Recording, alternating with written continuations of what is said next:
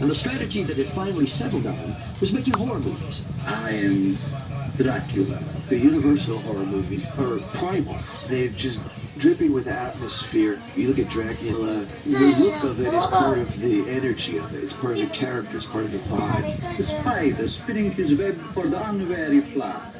The blood is the light, Mr. Renfield. I love Dracula. It gets better every time I watch it. Lugosi is acting on this other level. The whole pace of the scene revolves around him. He sucks all the air out of the room in a good way. When Dracula became such a box office hit, Universal Studios went, oh, that worked. What else is out there? He's alive! In the name of God, now I know what it feels like to be God. It was James Whale's Frankenstein that made me want to make movies. I just remember seeing Boris Karloff in the burning windmill sequence.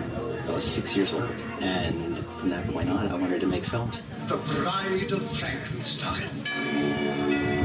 Everybody made horror pictures, but what was unique about Universal's was the care with which they were made, plus they made a lot, and they had big success.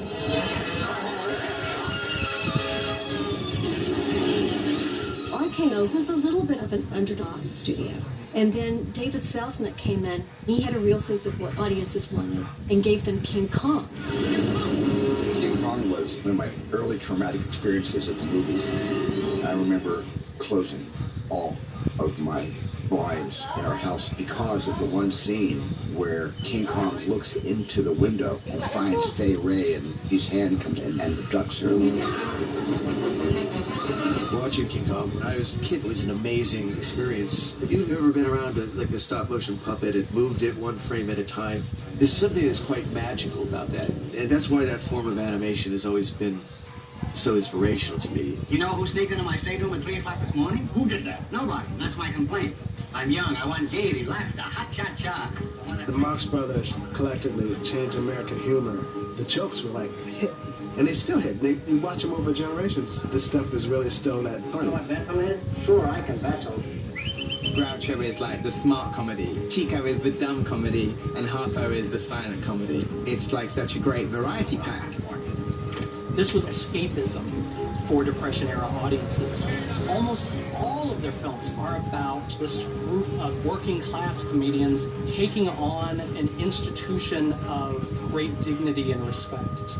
The art world in Animal Crackers, university in Horse Feathers, an opera house in A Night at the Opera, or most of all, the entire system of government in Duck Soup.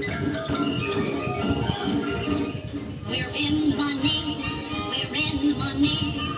We've got a lot of what it takes to get along. I'm totally a fan of Busby Berkeley. His Warner Brothers musicals were the best. They were real. They were about women working in show business, trying to get a job during the Depression. Remember My Forgotten Man? One of the most incredible numbers is Remember My Forgotten Man with Joan Blondell.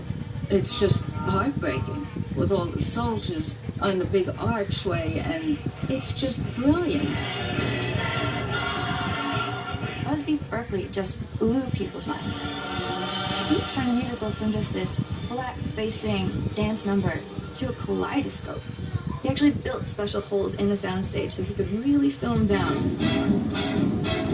Busby Berkeley knew that film was a new medium, and the way that they would have the sets basically move with the choreography it's amazing.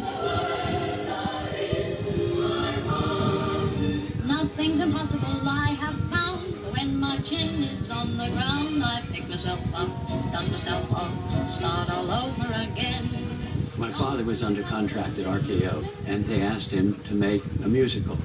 I think what he brought to Astaire and Rogers was a kind of believability.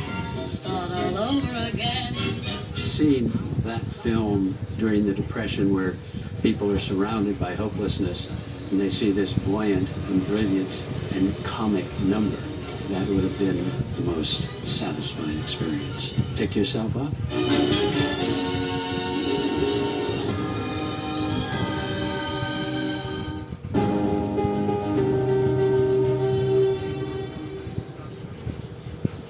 Red, this can't go on. Why? I love my wife. I've never loved anybody else. Why, we've been sweethearts ever since we were kids. Yes, but she doesn't need to know about us. Between 1930 and 1934, filmmakers were really free to explore subjects like sex and violence, and what you end up getting was some very fascinating female characters who was actually liberated. I always did like a man in a uniform. That one fits you grand. Don't you come up sometimes, Sue? Mae West was not afraid to own her status as a sex symbol. She was incredibly intelligent and wrote all her own films. She starred with Cary Grant, who she chose. She said she loved his